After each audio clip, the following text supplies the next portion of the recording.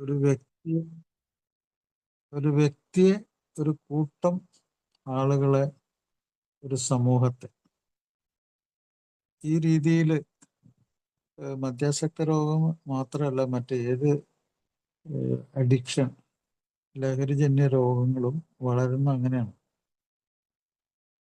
പലപ്പോഴും നമുക്ക് ഓരോന്നും അക്കമിട്ട് അങ്ങനെ പറയാൻ പറ്റില്ല എന്തൊക്കെയാണ് ഒരാളെ ബാധിക്കുന്നത്. പക്ഷെ ഏറ്റവും കൂടുതൽ നമ്മൾ മറന്നു പോകുന്ന കുറെ കാര്യങ്ങളുണ്ട്.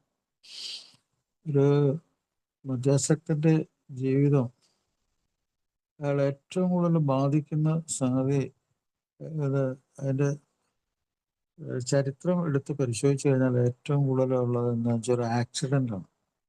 പലപ്പോഴും അത് ആൾക്കാർ ഓർത്തിരിക്കാറില്ല. മദ്യത്തിന്റെ അയാളുടെ ശരീരത്തിലും മനസ്സിലുമുള്ള പ്രവർത്തനം കൂടാതെ ഏറ്റവും കൂടുതൽ ബാധിക്കുന്നത്, ഏറ്റവും ഭീകരമായ അവസ്ഥ അയാൾക്കും അയാൾ കൊണ്ടു നടക്കുന്ന വാഹനത്തിനും പറ്റുന്ന ആക്സിഡന്റുകൾ.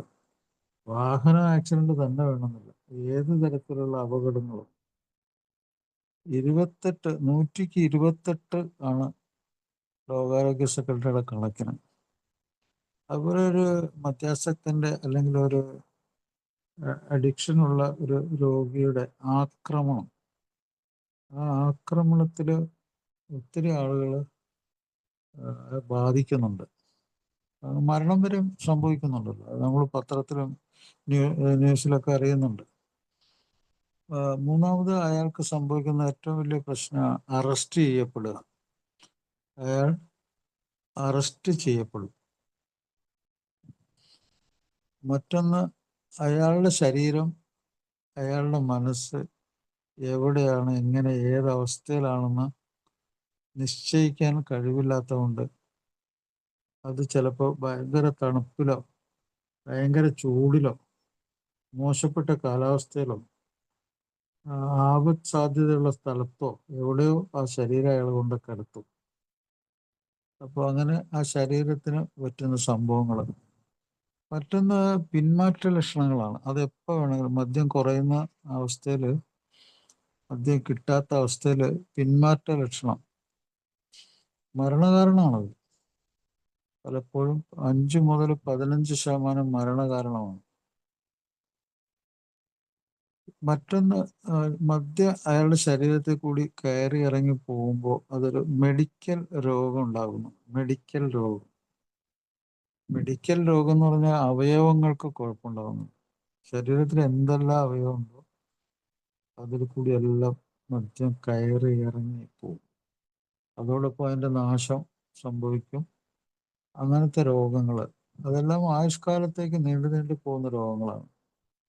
അതിൽ ഏറ്റവും പ്രധാനം ഒന്ന് സിറോസിസ് ലിവർ, പാങ്ക്രാറ്റൈറ്റിസ്, അതുപോലെ അനീമിയ, വിളർച്ച. ഞാൻ അതിൻ്റെ കൂടെ ഉൾപ്പെടുത്തുന്നത് വൃക്കകളെ ബാധിക്കുന്ന ഈ ലവണങ്ങളുടെ രോഗങ്ങൾ.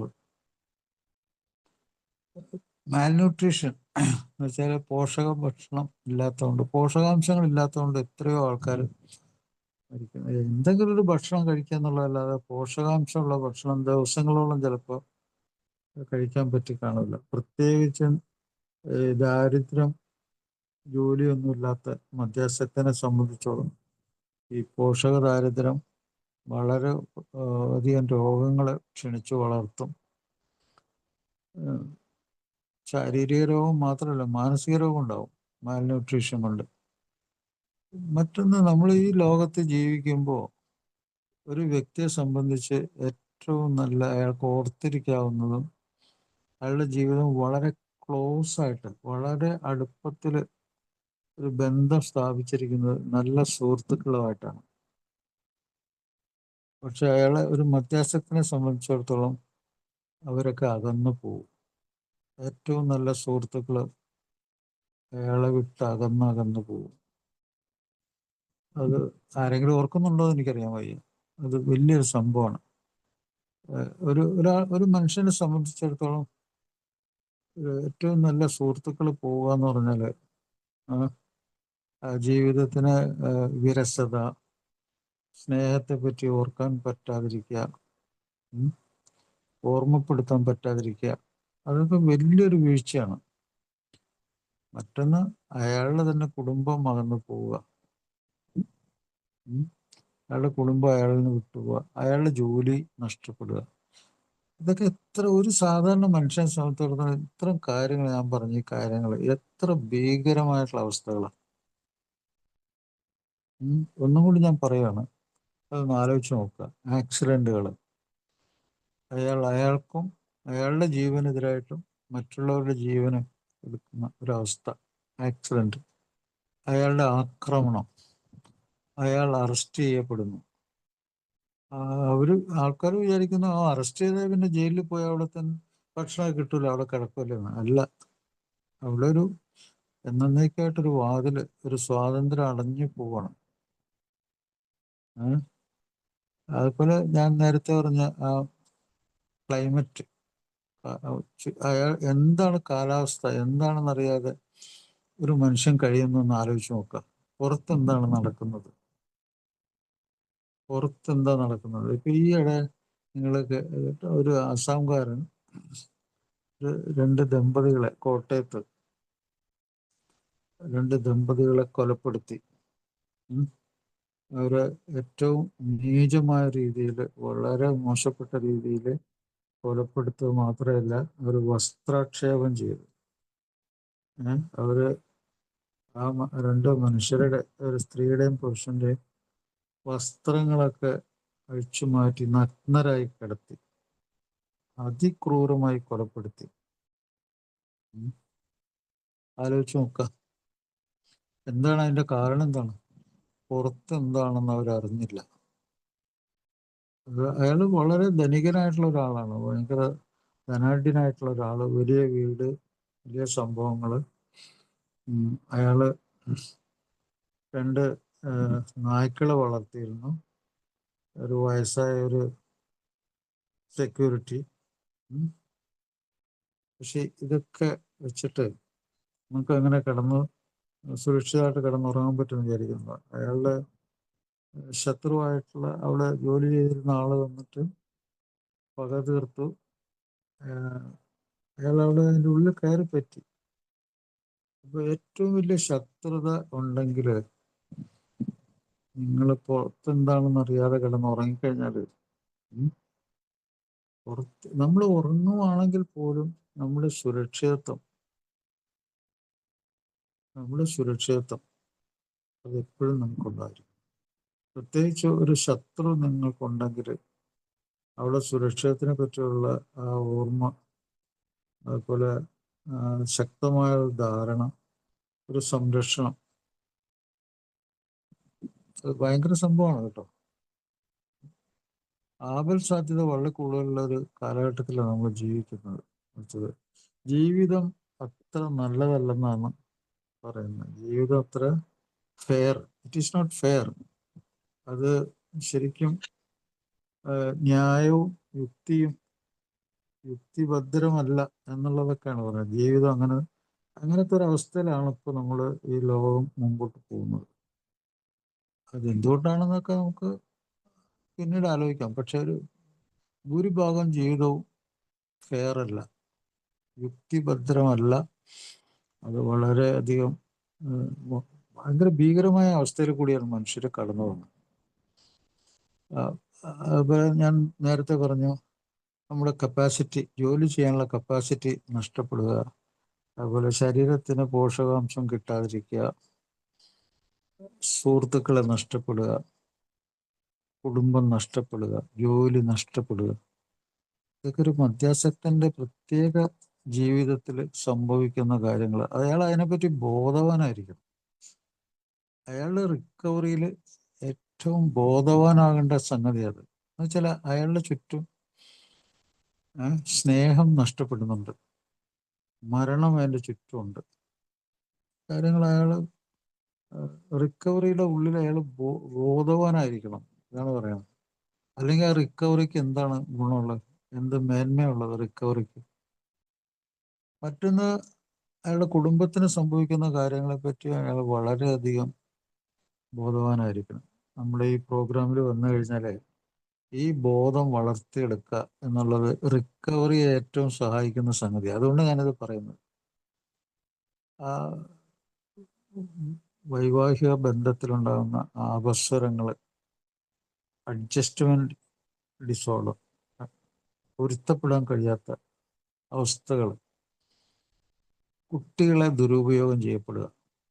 ഏറ്റവും കൂടുതൽ മധ്യാസക്തൻ പലപ്പോഴും സ്വന്തം കുട്ടികളെ വളരെയധികം ദുരുപയോഗം, അവരെ ശിക്ഷിക്കുക, ശാസിക്കുക, മാനസികമായിട്ട് ഉള്ള ഒത്തിരി പ്രശ്നങ്ങളൊക്കെ ഉണ്ടാവുന്നുണ്ട്.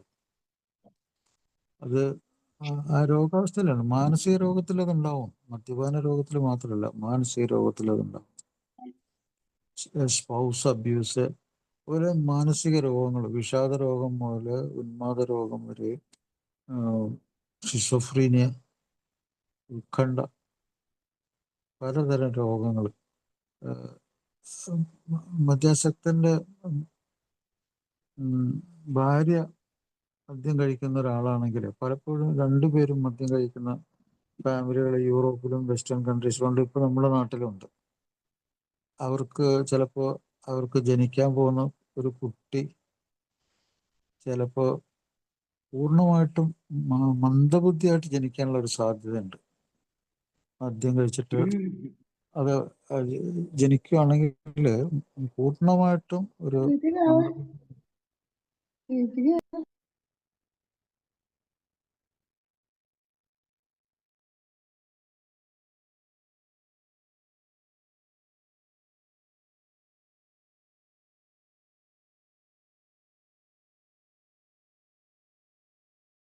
ഹലോ ഹലോ ആ സാറ് പറഞ്ഞോ. ആ ഒരു മൈക്ക് ഓൺ ആയതാ സാറേ, അത് ഓഫ് ആക്കിയിട്ടുണ്ട് സാർ. അതെന്താ? ശരി. പൂർണ്ണമായിട്ടും മന്ദബുദ്ധിയായിട്ടായിരിക്കും ആ കുട്ടി ജനിക്കുന്നത്. അപ്പൊ അവിടെ ഒരു ഒരു മധ്യാസക്തന് കരുതൽ വേണം.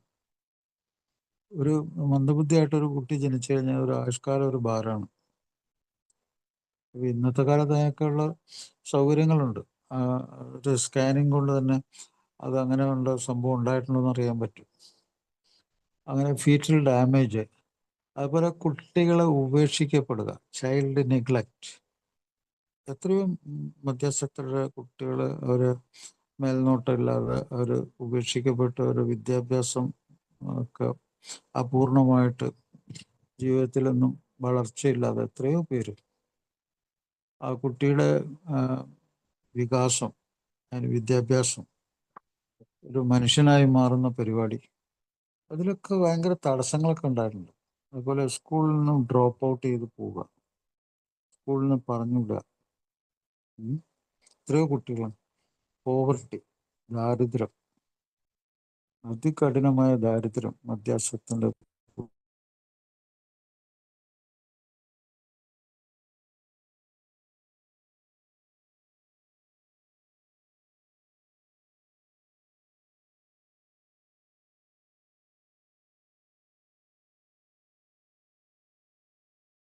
കുടുംബത്തില് പ്രത്യേകിച്ചും. പിന്നെ സമൂഹത്തിനുണ്ടാകുന്ന കാര്യങ്ങളെ പറ്റി പറയുകയാണെങ്കിൽ അതും നല്ലോ മധ്യാസക്തന് മാത്രമല്ല സമൂഹത്തിന് ഒരു മധ്യാസക്തന് അവിടെ വേണമെങ്കിൽ തീ പിടിക്കാനുള്ള ഒരു കാരണം ഉണ്ടാക്കാം. അല്ലെങ്കിൽ കൃഷി ചെയ്യുന്ന സ്ഥലത്ത്, സൂക്ഷ്മമായിട്ടുള്ള ജോലി ചെയ്യുന്ന സ്ഥലത്ത് അവിടെയൊക്കെ ഉണ്ടാകുന്ന സാമ്പത്തിക നഷ്ടങ്ങൾ പല സ്ഥലത്തും, ആരോഗ്യത്തിനും അവിടെ ജോലി ചെയ്യുന്ന ആളുകളുടെ ക്ഷേമത്തിനു വേണ്ടിയുള്ള പരിപാടികളെയൊക്കെ നശിപ്പിച്ചു കളയും. നിയമത്തെ കൈകാര്യം ചെയ്യും. അതുപോലെ ഏറ്റവും ബുദ്ധിപൂർവം നല്ല മാൻ പവർ വേണ്ട സ്ഥലത്ത് അവിടെ മധ്യാസക്തൻ ആ സ്കില്ലൊക്കെ നശിപ്പിച്ച് അവിടെ കുഴപ്പമുണ്ടാക്കും. ചിലപ്പോൾ അവിടെ അടച്ചുപൂട്ടേണ്ടി വരും. അവിടെ വലിയ കുഴപ്പങ്ങളിലേക്ക് പോകും ഒരു സ്ഥാപനം. അപ്പൊ ഇതൊക്കെ ഡോക്ടർ ജെലിനിക്ക്, മധ്യാസക്ത രോഗത്തെക്കുറിച്ച് ഏറ്റവും കൂടുതൽ പഠനം നടത്തിയ ഡോക്ടർ ജെലിനിക്ക്, അദ്ദേഹം ആയിരക്കണക്കിന് രോഗികളെ പരിശോധിച്ച് അവരുടെ സ്വഭാവ രീതികളും അവരുണ്ടാക്കുന്ന പ്രശ്നങ്ങളും അതൊക്കെ അദ്ദേഹം നിരീക്ഷിച്ചു.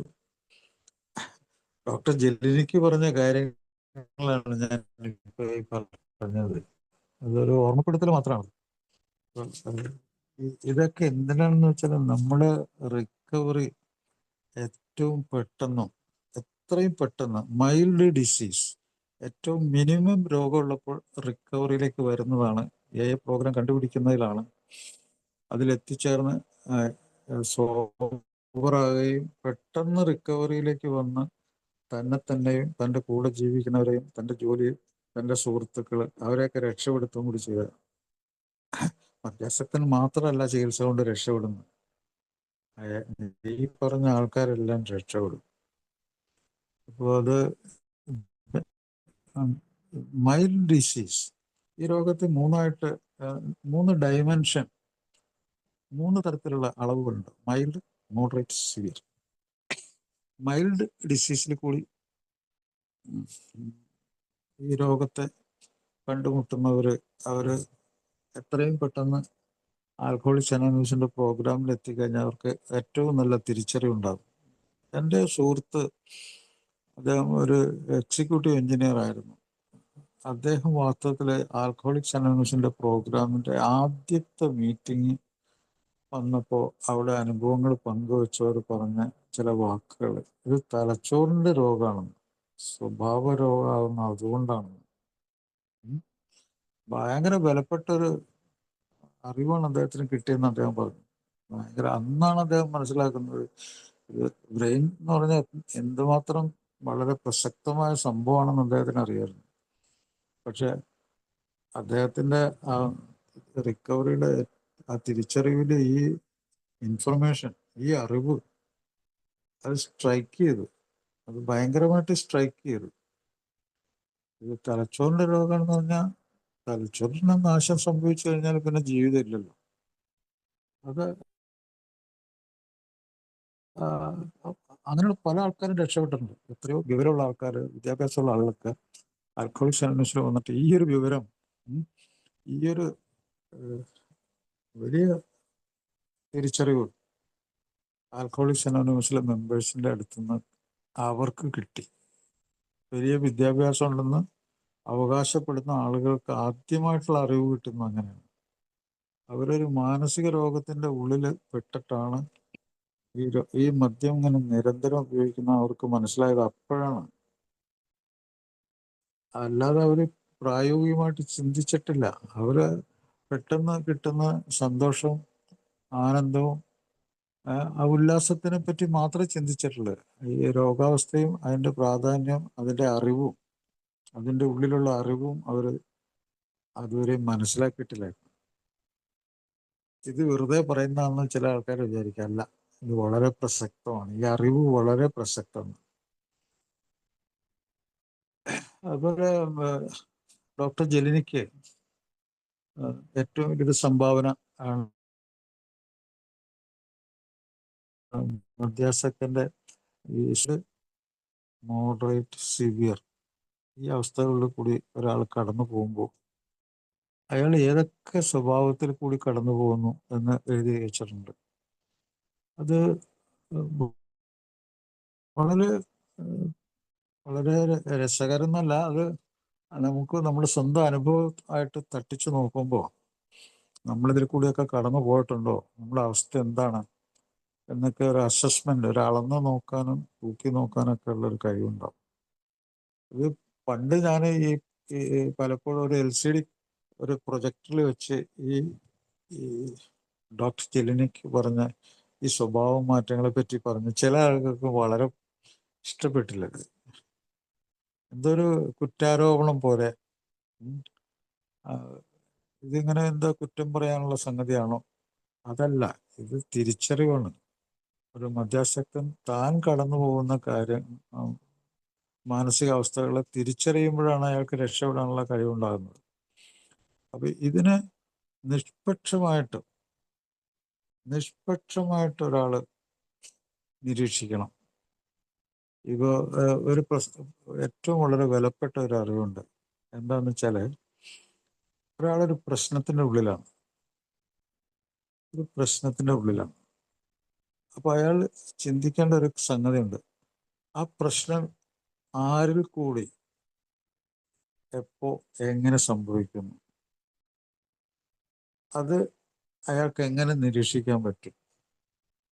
അയാൾ നിരീക്ഷിക്കുമ്പോൾ ആ നിരീക്ഷണം ചെന്നെത്തുന്നത് എവിടെയാണ്? അപ്പൊ അയാൾക്കൊരു പ്രശ്നം ഉണ്ടാകുന്നുണ്ട്, ആ പ്രശ്നത്തെ അയാൾ നിരീക്ഷിക്കുന്നുണ്ട്.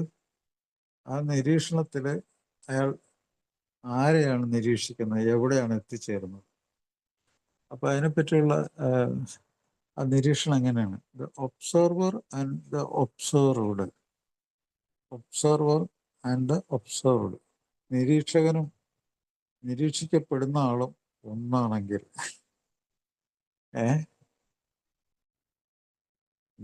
നിരീക്ഷിക്കുന്ന ഒരാളുണ്ടല്ലോ, ആരെയാണോ നിരീക്ഷിക്കപ്പെടുന്നത്, ഇത് രണ്ടും ഒരാളാണെങ്കിൽ അയാൾ എന്നത് മനസ്സിലാക്കുന്നു, അവിടെ ഒരു വൈരുദ്ധ്യമില്ല. കോൺട്രഡിക്ഷൻ എന്ന് പറയും, വൈരുദ്ധ്യം അവിടെ ഇല്ല. പെട്ടെന്ന് തന്നെ ആ നിമിഷം തന്നെ അയാൾക്ക് ഉൾക്കാഴ്ച കിട്ടി. ആ ഉൾക്കാഴ്ചയിൽ അയാൾ രക്ഷപ്പെട്ടു. അത് അങ്ങനെ സ്ട്രൈക്ക് ചെയ്യുകയാണ്, ഒരു തീപ്പരി പോലെ. ഭയങ്കരമായിട്ട് ഒരാൾ ആകർഷിച്ച് ഒരു ഉൾക്കാഴ്ച ഉണ്ടായി, അയാൾ രക്ഷപ്പെടും. ഏത് സംഭവിക്കുന്നത് അതാണ്. ഈ ഓരോ ആളും പ്രോഗ്രാമിൽ അറ്റൻഡ് ചെയ്ത് അവരുടെ അനുഭവങ്ങളും ശക്തിയും പ്രതീക്ഷയും പരസ്പരം പങ്കുവെക്കുമ്പോൾ എന്താണ് സംഭവിക്കുന്നത്? അവിടെ ഇതുപോലെ ഒരു പ്രശ്നമുണ്ട്. ആ പ്രശ്നം ആരിൽ നിന്ന് ഉത്ഭവിക്കുന്നു? അതാണ് ഒബ്സർവ്ഡ്, നിരീക്ഷിക്കപ്പെടുന്ന ആള്. നിരീക്ഷിക്കപ്പെടുന്ന ആള് നിരീക്ഷണം നടത്തുന്ന ആളും രണ്ടും ഒരാളാണെങ്കിൽ അവിടെ വൈരുദ്ധ്യമില്ല. അയാളെ തന്നെയാണ് അന്വേഷിക്കുന്നതും മനസ്സിലാക്കുന്നതും. പ്രശ്നം അതിൻ്റെ സോൾവ് ചെയ്തപ്പെട്ടു. ആ അന്വേഷണത്തിൽ അത് മനസ്സിലാക്കി കഴിയുമ്പോൾ പ്രശ്നം പരിഹരിക്കപ്പെട്ടു കഴിഞ്ഞു. അത്ര ഭയങ്കരമായിട്ടുള്ള സ്വന്തം തലച്ചോറിൻ്റെ ഏറ്റവും വലിയൊരു തിരിച്ചറിവ് നടക്കുന്ന സ്ഥലമാണ് ആൽക്കഹോളിക്സ് അനോണിമസിന്റെ പ്രോഗ്രാം. അങ്ങനെ ചിന്തിച്ച് അതിന് ഗൗരവം കൊടുത്ത് അതിന് ഉത്തരവാദിത്വം ഉണ്ടാക്കി കൊടുത്തു കഴിഞ്ഞാൽ മാത്രമേ അതൊക്കെ നടക്കുള്ളൂ കേട്ടോ. ഏതായാലും ഈ പ്രോഗ്രാമിനെ നിസ്സാരാക്കാതിരിക്കാനാണ് ഞാനിത് പറയുന്നത്. ഈ പ്രോഗ്രാം എത്രമാത്രം ഗൗരവമുള്ളതാണെന്ന് ഞാൻ പറയുന്നത്. ഇപ്പോൾ ഡോക്ടർ ജിലനിക്ക് പറഞ്ഞ ആ സ്വഭാവം ദയവ് ചെയ്ത് ഇത് ഒരു എന്തോ വേറൊരാള് ഇതെല്ലാം മറ്റൊരാളെ മോശക്കാരനാക്കാൻ താറടിച്ച് കാണിക്കുന്ന ഒരു സംഗതിയാണെന്നല്ല വിചാരിക്കേണ്ടത്. ഇതാണ് ഞാൻ പറഞ്ഞത്, ഒബ്സർവർ ആൻഡ് ഒബ്സർവ്ഡ്. നിരീക്ഷിക്കുന്ന ആളും നിരീക്ഷിക്കപ്പെടുന്ന സംഗതി ഒന്നാണ്. നിഷ്പക്ഷമായിട്ടൊരു സംഗതിയാണത്, അത് മനസ്സിലാക്കുക. അറിവാണത്. അപ്പോൾ ഒരാള് മദ്യം കഴിക്കുന്നതിന് മുമ്പ് വല്ലപ്പോഴും ഒരു രസത്തിന് വേണ്ടി കുടിക്കുകയാണ്. ഒക്കേഷണൽ റിലീഫ് ഡ്രിങ്കിങ് എന്ന് പറയും. വല്ലപ്പോഴും ഒരു ആശ്വാസത്തിന്, പിന്നെ മിക്കപ്പോഴും ഒരു ആശ്വാസത്തിന്, അതും കഴിഞ്ഞിട്ട് അളവ് കൂട്ടുമ്പോൾ സ്ഥിരമായിട്ടുള്ള ഒരു ആശ്വാസത്തിന്. അങ്ങനെ അത് വളരുവാണ്. വല്ലപ്പോഴും, മിക്കപ്പോഴും, കൂടെ കൂടെ, കുടുകുട, അങ്ങനെ അളവ് കൂട്ടി അത് വളർന്നു വരുവാണ്. അതാണ് ആദ്യത്തെ കാലഘട്ടം.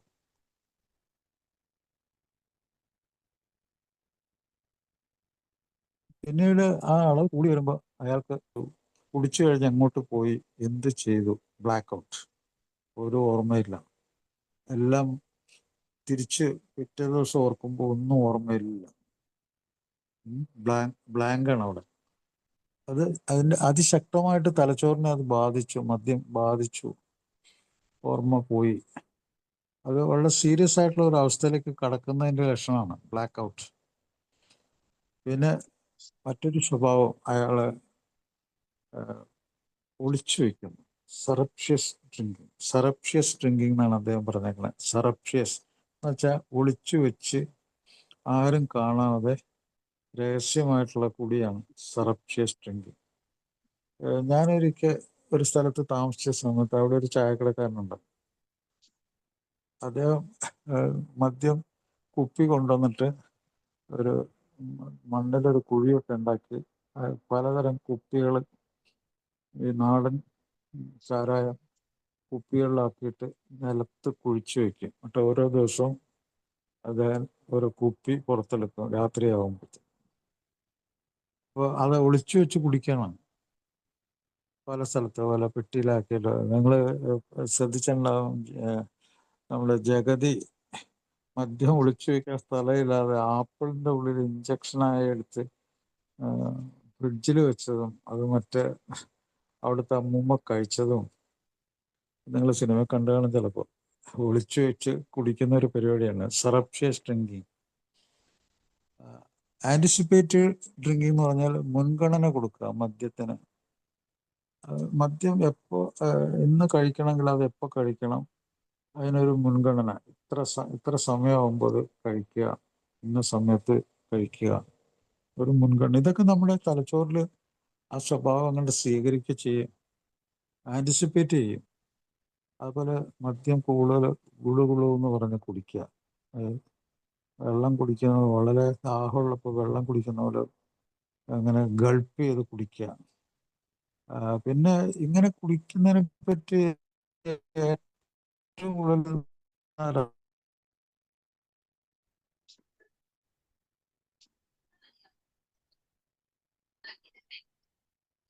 എന്താണെന്നറിയോ, മധ്യസ്ഥം തന്നെയാണ്. അങ്ങനെ ശരിയല്ല, അത് സമൂഹത്തെക്കാളും അയാൾക്കറിയാം. അതുകൊണ്ട് അയാൾക്ക് കുറ്റബോധമുണ്ട്, ഗിൽറ്റ്. ഈ ഗിൽറ്റ് മദ്യാസക്ത രോഗമുണ്ടോ എന്ന് അറിയാനായിട്ട് ഒരു ഡോക്ടർ ചോദിക്കുന്ന ഒരു ചോദ്യം കൂടിയാണ്. ഞാൻ പലപ്പോഴും പറഞ്ഞിട്ടുണ്ട്, ഗിൽറ്റ്. അതുപോലെ മദ്യത്തെക്കുറിച്ച് സംസാരിക്കുന്നത് അയാൾക്ക് ഇഷ്ടമല്ല. അയാൾ ഏറ്റവും കൂടുതൽ കുടിക്കുന്നതും അയാൾക്ക് ഉല്ലാസം പകരുന്ന സാധനമാണെങ്കിലും അയാൾ അതുമായിട്ട് ബന്ധമുണ്ടെന്ന് വേറൊരാൾ പറഞ്ഞാൽ അയാൾക്ക് ദേഷ്യം വരും. അതൊരു വൈരുദ്ധ്യമാണ് കേട്ടോ, ആങ്കർ. അയാളൊരു മദ്യപാനിയാണെന്ന് അറിയപ്പെടുന്ന അയാൾക്ക് ഇഷ്ടമല്ലാത്ത കാര്യമാണ്. ചില ആൾക്ക് ഈ കാര്യത്തിലൊക്കെ എതിരഭിപ്രായം ഉണ്ടായെങ്കിലും ഇത് കാര്യമായിട്ടുള്ള സ്വഭാവ രീതിയാണ്. മദ്യത്തെക്കുറിച്ച് അയാളുമായിട്ട് ബന്ധപ്പെടുത്തി പറഞ്ഞാൽ അയാൾക്ക് ദേഷ്യം വരും. അത് അയാളൊരു മദ്യപാനിയാണെന്നുള്ളതിൻ്റെ ഏറ്റവും വലിയ തെളിവാണ്. പിന്നെ കൂടെ ഈ ബ്ലാക്ക് ഔട്ട്, ഈ മദ്യം കഴിച്ചിട്ടുള്ള ഓർമ്മക്കേട് ഇങ്ങനെ അടിക്കടി വന്നുകൊണ്ടിരിക്കുക, അത് രോഗത്തിൻ്റെ അവസ്ഥ വളരെ മോശാവസ്ഥയിലേക്ക് പോകുക എന്നുള്ളതാണ്. ഈ സമയത്തൊക്കെ ആക്സിഡൻ്റ് ഉണ്ടാകും, ഈ ബ്ലാക്ക് ഔട്ടിലും ഒക്കെ ആക്സിഡൻ്റ് ഉണ്ടാകും. പലപ്പോഴും മദ്യം കഴിച്ചിട്ട് ഈ ബ്ലാക്ക് ഔട്ടിൻ്റെ പീരീഡ് അയാൾ വണ്ടിയൊക്കെ ഓടിക്കുമായിരിക്കും. വണ്ടി ഇങ്ങനെ കൈ കിട്ടിയാൽ മതി, അതിൽ കൂടിയൊക്കെ ഇങ്ങനെ ഓടിക്കുകയൊക്കെ ചെയ്യും. പക്ഷെ ലൊക്കേറ്റ് ചെയ്യാൻ പറ്റില്ല, തല എവിടെയൊന്നും ചിലപ്പോൾ ലൊക്കേറ്റ് ചെയ്യില്ല, അങ്ങനെ കറങ്ങി നടക്കും. അതുപോലെ മറ്റൊരു സംഗതി ചില ക്രൂഷ്യലായിട്ടുള്ള ഒരു ഘട്ടം, വളരെ അതിനിർണായക ഘട്ടമാണ്.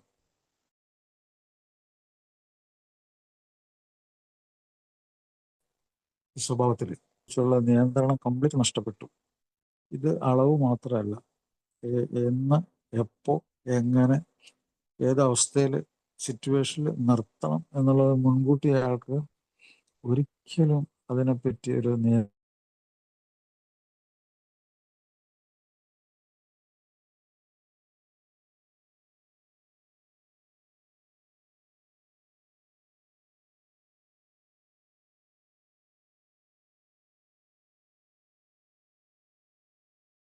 എനിക്ക് പ്രശ്നമില്ല, ഞാൻ പട്ടാളക്കാരനാണ്, അങ്ങനെയൊക്കെയുള്ള കുറേ ന്യായങ്ങളൊക്കെ പറയും. റാഷണലൈസേഷൻ പറയും, യുക്തിവാദം. ഇത് നല്ല യുക്തിവാദമല്ല, മുട്ടായുക്തിയാണത്, ഇങ്ങനെ ഒരു ആളുകളെ ബോധിപ്പിക്കാൻ. പിന്നെ സാമൂഹ്യ സമ്മർദ്ദം. ഒരു കൂട്ടുകാരനെ എവിടെ നിന്നെങ്കിലും ഒരു ഫോണിൽ വിളിച്ചാൽ മതി, അയാളെടുത്ത് ചാടും, കയർ പൊട്ടിക്കും. കാരണം അത് അത്രമാത്രം അയാളുടെ തലച്ചോറിനെ അത് ബാധിച്ചു, ശരീരത്തെ ബാധിച്ചു. രോഗാവസ്ഥ വളരെ മോശമാണ്. സോഷ്യൽ പ്രഷർ, സാമൂഹ്യ ബന്ധങ്ങൾ, സമ്പർക്കങ്ങൾ, അതുപോലെ ഈഗോ, വളരെ ഉന്മത്തമായ സ്വഭാവ രീതി. ഞാൻ ഭയങ്കര സംഭവം, ഞാനാണ് ആള്, കേമൻ, മിടുക്കൻ, എന്നെ ഒന്നും പഠിപ്പിക്കരുത്, ഞാനൊരു സംഭവം. അങ്ങനത്തെ ആ ഒരു ഗ്രാൻഡ്യൂസ്, ഭയങ്കര തള്ളല്, ആ ഒരു സ്വഭാവ രീതി, അതാണ് നമ്മൾ ഈഗോ എന്നൊക്കെ പറയുന്നത്. ആക്രമണ സ്വഭാവം. ഇതിനിടയിലും കുറച്ച് കുറ്റബോധമൊക്കെ ഉണ്ട്, പശ്ചാത്താപമുണ്ട്. ഇടയ്ക്ക് കുറച്ച് ദിവസമൊക്കെ ഒരു ശബരിമലയ്ക്കോ ഒരു നോമ്പ് വിടലിനോ ഒക്കെ കുറച്ചൊക്കെ നിർത്തി കാണിച്ചു കൊടുക്കും ആൾക്കാർ, വീട്ടിലുള്ളവർ, അത് കുറ്റം പറയുന്ന സുഹൃത്തുക്കള്, അല്ലെങ്കിൽ ജോലി സ്ഥലത്ത് ആരെ വേണമെങ്കിലും കാണിച്ചു കൊടുക്കും, എനിക്ക് കഴിവുണ്ട്, ഞാൻ നിർത്തും. അങ്ങനെ കുറച്ച് ദിവസം ഒരു മാസമോ മറ്റേ ഇങ്ങനെ കുടിക്കുന്നില്ല എന്നൊക്കെ ആൾക്കാരെ ബോധ്യപ്പെടുത്തിയിട്ടുള്ള ഒരു പരിപാടി. അതെന്തിനാണെന്നറിയോ? വൈരുദ്ധ്യമാണത്. അയാൾക്കറിയാം അയാളിങ്ങനെ ഭയങ്കരമായിട്ട് താഴേക്ക് പോയിക്കൊണ്ടിരിക്കുകയാണ്, അത് ആരെങ്കിലും കാണിച്ച് ബോധ്യപ്പെടുത്തണം. അപ്പോൾ ഒരു വൈരുദ്ധ്യമാണത്. അതിനു വേണ്ടി മാത്രമാണ് അയാൾ നിർത്തുന്നത്. എനിക്കത് സാധിക്കും, ഞാൻ നിർത്തും. അയാൾ എപ്പോഴും എപ്പോഴും എടുത്തു പറയുന്ന കാര്യം ഇതാണ്. ആ ഒരു മാസം നിർത്തിയ കാര്യമാണ് അയാൾക്ക് പറയാനുള്ള ഏറ്റവും വലിയ സംഭവം. അതിങ്ങനെ പൊക്കിക്കൊണ്ടുവരും. അങ്ങനെ ഇതൊക്കെ മധ്യസ്ഥ രോഗത്തിൻ്റെ ഏറ്റവും സീരിയസ് ആയിട്ടുള്ള അവസ്ഥയാണ് ഞാനീ പറയുന്നത്. അതുപോലെ രീതി മാറ്റുക എന്ന് വെച്ചാൽ ഇപ്പോൾ ബിയർ കുടിക്കുക അല്ലെങ്കിൽ കള്ള് കുടിക്കുക കുറേ നാളത്തേക്ക്, അതിൻ്റെ അളവ് കൂട്ടി കുടിച്ചാൽ മതിയല്ലോ. അങ്ങനെയൊക്കെ അങ്ങനെയുള്ള മദ്യമൊന്നും ഞാൻ ബ്രാൻഡിയും റമ്മും ഒന്നും ഉപയോഗിക്കുന്നില്ല. ഞാൻ വെറും ബിയർ മാത്രം, അല്ലെങ്കിൽ ഞാൻ കള്ളാണ് കുടിച്ചേക്കണത്. അതിൻ്റെ കൂടെ ചിലപ്പോൾ വൈദ്യരുടെ അടുത്ത് പോയി അരിഷ്ടം കൂടി കഴിക്കും. അരിഷ്ടം മുഴുവനും അതിൽ ഒരു 70% അടുത്തും ചാരായാണ്. അപ്പോൾ വൈദ്യരുടെ അടുത്ത് ചികിത്സയ്ക്ക് പോകും. ഇതൊക്കെ സ്വഭാവ രീതികളാണ്. പിന്നെ ഈ പാറ്റേൺ ഇങ്ങനെ മാറ്റുന്നു. അതുകൂടാതെ നല്ല സുഹൃത്തുക്കളെ ഒഴിവാക്കും. അവന്മാരെന്തെങ്കിലും കുറ്റം പറയപ്പോഴും, നല്ല സുഹൃത്തുക്കൾ നിങ്ങളുടെ നല്ല സുഹൃത്തുക്കളായിരിക്കും എപ്പോഴും.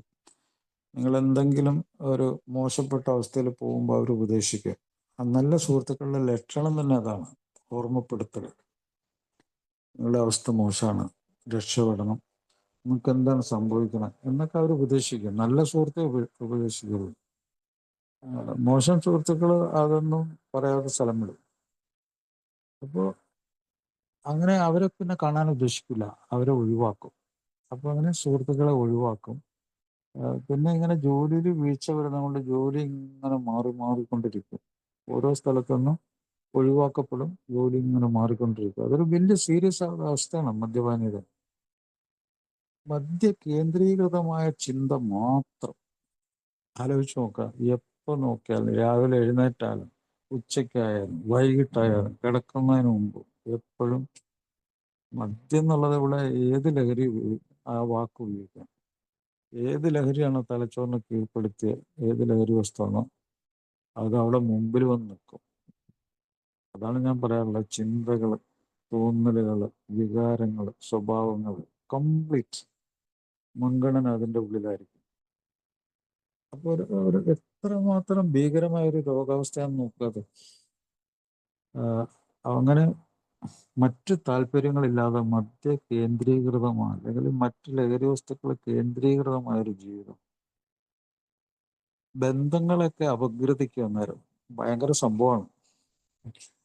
അയാൾ മോശക്കാരൻ, ഇയാൾ എൻ്റെ നല്ല സുഹൃത്ത്, അയാളോട് ഒട്ടി നിൽക്കുന്ന, അയാളെ അനുകൂലിക്കുന്ന, മദ്യം എപ്പോഴും ലഭ്യമാക്കുന്ന ഒരു സുഹൃത്ത് ഏറ്റവും നല്ല സുഹൃത്ത്. അവൻ എൻ്റെ വിശ്വസ്തൻ, അവൻ മിടുക്കൻ, അവൻ കേമൻ. അങ്ങനെ ഒരു തരംതിരിവുണ്ടാക്കും ബന്ധങ്ങളിൽ. ആ ബന്ധങ്ങളെ ഇങ്ങനെ ഇന്റർപ്രിട്ടേഷൻ ഭയങ്കര സംഭവമാണ് മദ്യപാനിയുടെ. പിന്നെ കുറെ കഴിയുമ്പോൾ ഇതെല്ലാം കുളമായി.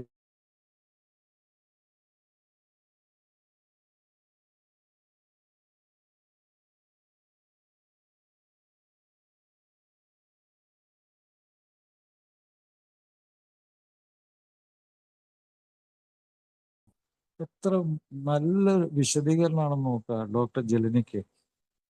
ഇതെല്ലാം വളരെ മോശപ്പെട്ട അവസ്ഥയിലേക്ക് മദ്യാസക്തന് പോകുമ്പോഴുള്ള സ്വഭാവ രീതി മാത്രമാണിത്. വേറെ ഒരു പരിശോധനയും വേണ്ട. ഇതൊക്കെ ഈ സ്വഭാവം ഉണ്ടെങ്കിൽ അപ്പൊ തന്നെ അറിയാം. മാർക്കറ്റ് സെൽഫ് പിറ്റി, സ്വയം ശ്രദ്ധാവും. പിന്നെ മറ്റൊരു തന്ത്രം, നാട് വിട്ടുപോയി വേറെ നാട്ടിൽ പോയി കുടിക്കുക.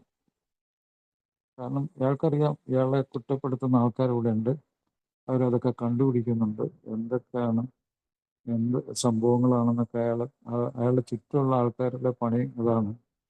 അപ്പൊ അതുകൊണ്ട് ആ നാട് വിട്ടു പോയിട്ട് അയാൾ വേറെ സ്ഥലത്ത് പോയി.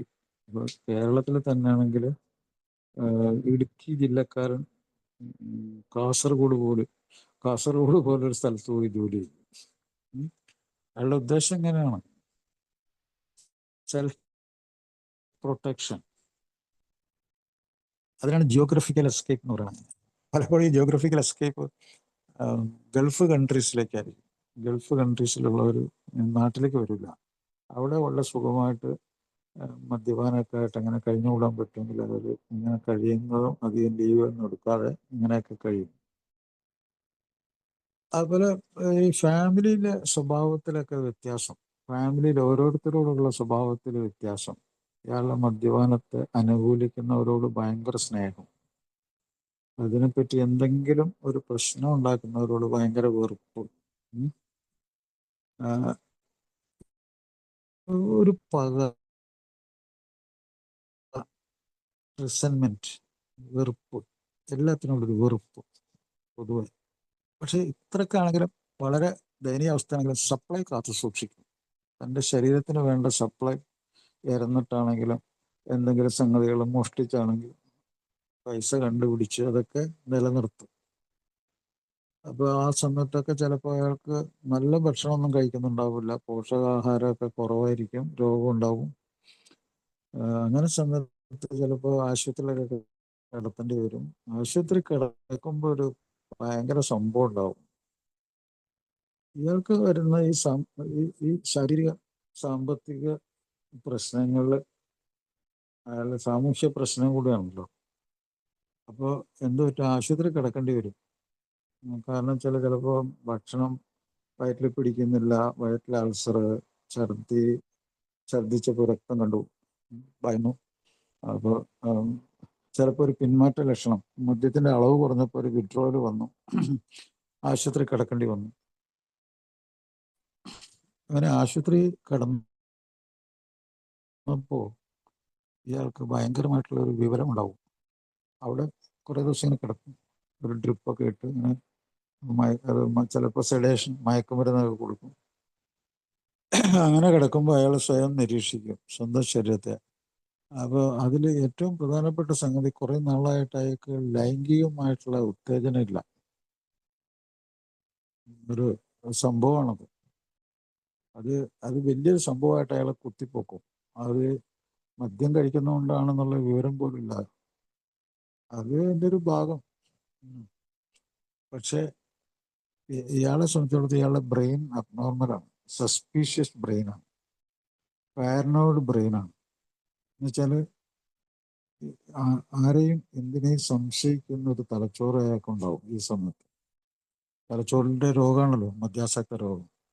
അതിങ്ങനെ വളർന്നു മുന്നോട്ട് പോകുന്നതും തലച്ചോറിൽ പല പ്രശ്നങ്ങളുണ്ടാവും. ചിന്തകൾ, തോന്നലുകൾ, വികാരങ്ങൾ, സ്വഭാവങ്ങൾ, എല്ലാത്തിലും വ്യത്യാസം വരും.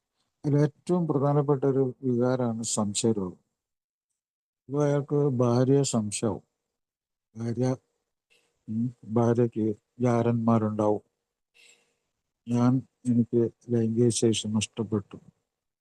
ഭാര്യ ഇപ്പോൾ അതിന് ഒതല്ലോ സിൻഡ്രോം എന്നാണ് പറയുന്നത്. ഈ ഇംഗ്ലീഷിൽ ഈ മദ്യപാന രോഗം കൊണ്ട് ഭർത്താവിന് മദ്യപാന രോഗം വന്ന് ഭാര്യയെ എങ്ങനെ സംശയിക്കുന്ന അവസ്ഥയ്ക്ക് ഒതല്ലോ സിൻഡ്രോം എന്ന് പറയും. ഒതല്ലോ ഡെസ്ഡിമോണയെ സംശയിച്ചു കഴുത്ത് ഞെരിച്ച് കൊന്നു. അപ്പോൾ അത് സംശയരോഗമായിരുന്നു. അതുപോലത്തെ ഒരവസ്ഥ. ഇങ്ങനെ സംശയിച്ച് ഭാര്യയെ കുത്തിക്കൊന്ന ഒരാളെ എനിക്കറിയാം, ഒരു ഡ്രൈവർ. സംശയം അയാളുടെ മനസ്സിൽ നിന്ന് മാഞ്ഞു പോകുന്നില്ല. തലച്ചോറിൽ ആഴത്തിൽ ആ സംശയരോഗം ബാധിച്ചു. അപ്പൊ അങ്ങനത്തെ വലിയൊരു അവസ്ഥയിൽ കൂടെ അയാൾ പോകും, ജയിലിലാവും. അങ്ങനെ ഇതാണ് ആൽക്കഹോളിക് ജലസി എന്ന് പറയും. ഈ രോഗത്തിന് ആൽക്കഹോളിക് ജലസി. മറ്റൊന്ന് ഈ കുടിയിലേക്ക് അയാൾ പോകും. അതിരാവിലെ മദ്യം വേണമെന്നുള്ളൊരു അവസ്ഥയിലേക്ക്. അത് ഏറ്റവും ഭീകരമായ ഒരു അവസ്ഥയാണ്. ഇതും കഴിഞ്ഞിട്ട് ഇത്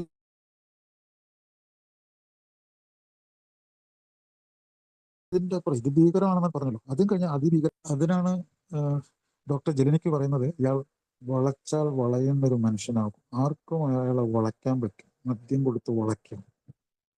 അയാൾക്ക് പണത്തെക്കാളും മറ്റെന്തിനേക്കാളും മദ്യം നിറച്ച 2 കുപ്പി അയാളെ മുമ്പിൽ പ്രദർശിപ്പിച്ചു കഴിഞ്ഞാൽ അയാളെ വളയ്ക്കാം.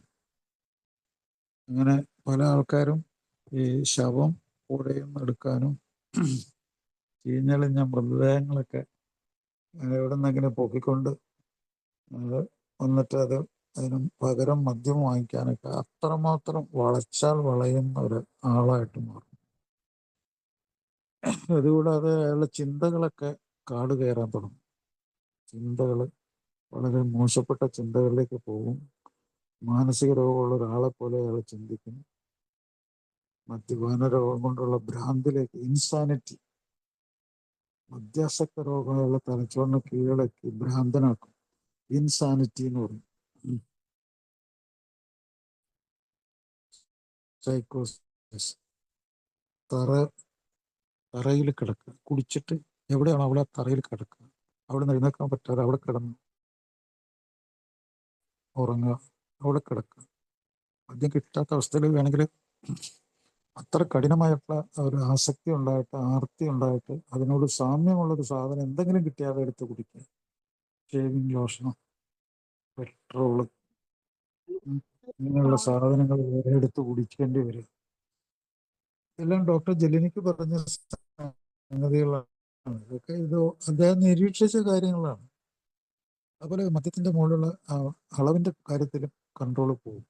അളവ് 7-8 പെഗ് ദിവസം കഴിച്ചുകൊണ്ടിരിക്കുന്ന ആൾക്ക് അത് കഴിഞ്ഞ് 2-3 പെഗ് കഴിച്ചാൽ ഭയങ്കര അപകടം വരും.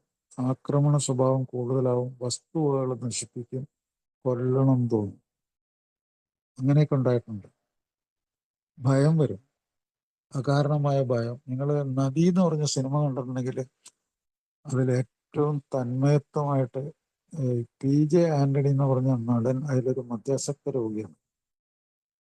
മദ്യാസക്ത രോഗത്തിന്റെ അവസാന കാലഘട്ടത്തിലുള്ള ആ ഭയത്തെ ആ നടൻ ഭയങ്കരമായിട്ട് അഭിനയിച്ച് കാണിച്ചിട്ടുണ്ട്. ഭയങ്കര സംഭവമാണത്.